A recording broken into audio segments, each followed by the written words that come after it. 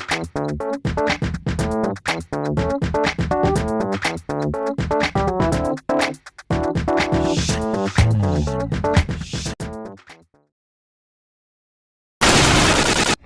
semuanya, Assalamualaikum warahmatullahi wabarakatuh. Shalom Om Swastiastu, Namo Buddhaya, Salam Kebajikan. Sebelumnya terima kasih sudah menonton di YouTube channel kita. Dan terhormat kepada Ibu Anifarsiti Kusuma Wardani, Eskom Mkom, selaku dosen pengampu mata kuliah kita. Dan serta teman-teman semuanya. Sebelum mulai saya ingin memperkenalkan terlebih dahulu. Perkenalkan, nama saya Cindy Lorenza sebagai moderator dan pemateri. Dan ada teman-teman saya, ada Pipin Pinaya, Ramadan Nurcahyo, Fatih Ahmad Majidi, dan Meli Mardiani. Ada pendahuluan. Apa sih itu rekursif? Rekursif itu adalah sebuah teknik penyelesaian masalah dengan cara memecah masalah menjadi sub masalah yang lebih kecil dan sama jenisnya dengan masalah awal, lalu menyelesaikan sub masalah tersebut secara berulang hingga mencapai kasus dasar. Teknik ini tuh sering digunakan dalam ilmu komputer, matematika, linguistik. Dalam ilmu komputer, rekursif ini sering dipakai karena cocok diimplementasikan dalam bahasa pemrograman. Kode rekursif ini lebih ringkas dan mudah dipahami dibanding cara berulang literasi. Rekursif itu adalah salah satu metode dalam matematika dan pemrograman di mana sebuah fungsi ini memanggil dirinya sendiri. Dalam matematika, contohnya itu adalah saat mendefinisi sebuah fungsi mengandung fungsi itu sendiri. Sedangkan dalam pemrograman rekursif, itu digunakan untuk menyelesaikan permasalahan yang membutuhkan pemecahan menjadi kategori permasalahan yang lebih kecil. Rekursif ini dapat membantu mengurangi jumlah kode yang dibutuhkan. Baik, untuk selanjutnya ada contoh dalam kehidupan sehari-harinya, yaitu misalnya boneka besar berisi boneka yang lebih kecil, lalu lebih kecil lagi, dan seterusnya, sampai boneka terkecil yang tidak bisa dibuka atau diskes. Pesan, proses berulang hingga kondisi berhenti sama seperti fungsi rekursif. Adapun contoh yang kedua dalam kehidupan sehari-hari. Nah, misalnya kita bayangin, kamu pegang cermin dan di depan kamu ada cermin lagi. Kamu bakal lihat bayangan kamu berulang-ulang ke belakang kan? Nah, itu mirip rekursif. Setiap pantulan memunculkan pantulan baru sampai nggak kelihatan lagi. Itu adalah base case-nya udah berhenti. Nah, kenapa harus ada base case? Karena kalau nggak ada, fungsinya bakal terus-menerus manggil dirinya sendiri. Akhirnya komputer bisa error, kayak orang nggak tahu kapan harus berhenti ngerjain, bisa lelah atau rusak. Adapun penerapan rekursif.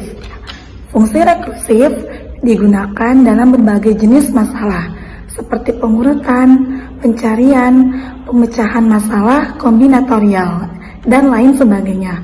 Beberapa jenis rekursif seperti rekursif langsung, rekursif tidak langsung, rekursif tail, rekursif head, rekursif nested, dan rekursif tree. Contohnya adalah implementasi algoritma. Rekursif adalah fungsi faktorial dalam bahasa Python, di mana fungsi menggunakan rekursif untuk menghitung faktorial dari suatu bilangan.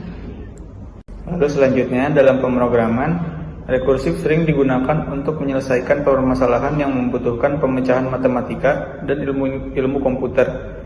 Contoh penerapan rekursif yang populer adalah menghitung faktorial dan deret Fibonacci. Lalu selanjutnya faktorial. Faktorial dalam matematika adalah hasil perkalian dari semua bilangan bulat positif yang kurang dari atau sama dengan bilangan tersebut. Hal ini dilambangkan dengan simbol n faktorial, di mana n merupakan bilangan bulat positif.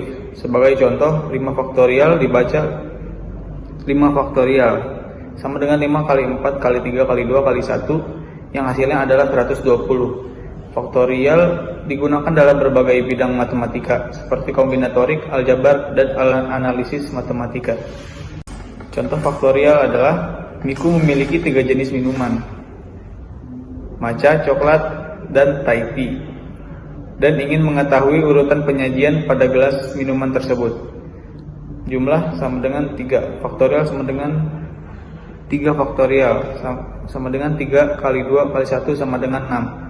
Jadi ada 6 cara untuk penyajiannya. Nino memiliki 5 foto berbeda yang ingin disusun dalam satu halaman album. Jumlah 5 faktorial sama dengan 5 faktorial sama dengan 5 kali 4 kali 3 kali 2 kali 1 sama dengan 120. Jadi ada 120 cara untuk menyusun foto dalam satu album. Selanjutnya adalah contoh sederhana dari rekursi faktorial.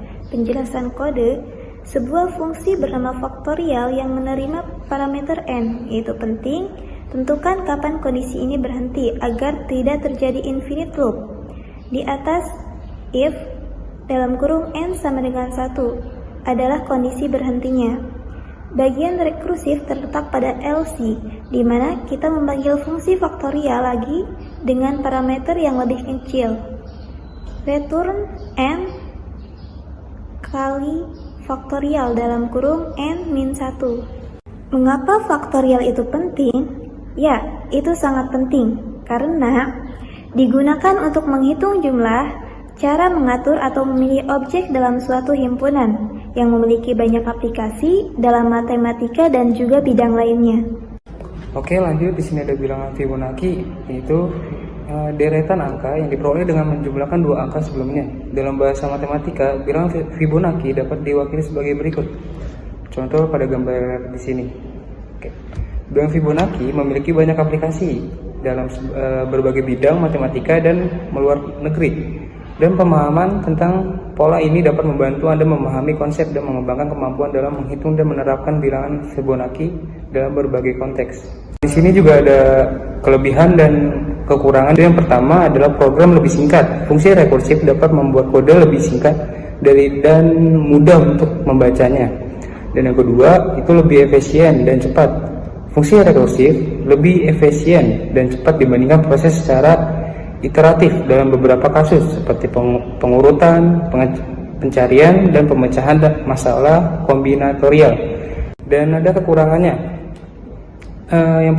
Kekurangan yang pertama itu memakan memori lebih besar. Rekursif memerlukan sejumlah ruang memori untuk menyimpan setiap bagian dari dirinya yang dapat menyebabkan penggunaan memori yang lebih besar. Dan yang kedua itu mungkin tidak dapat berhenti. Rekursif sering kali tidak bisa berhenti sehingga memori akan terpakai habis dan program bisa hang. Oke semuanya, sekarang kita sudah menjelaskan tentang apa itu rekursif. Lalu yang terakhir ini adalah kesimpulan. Kesimpulan dalam rekursif itu menekankan pentingnya 2 hal yang utama, yaitu adalah kondisi dasar, base case, dan langkah rekursif step.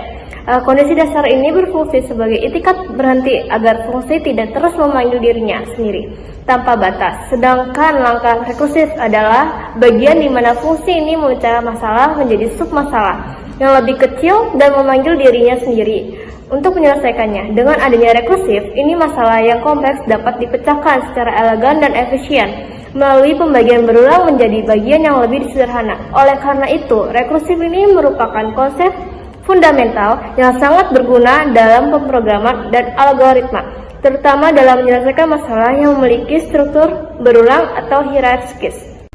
Kurang lebihnya mohon maaf. Wassalamualaikum warahmatullahi wabarakatuh. Jangan lupa subscribe ya guys, dan juga jangan lupa dipahami materinya. Bye bye.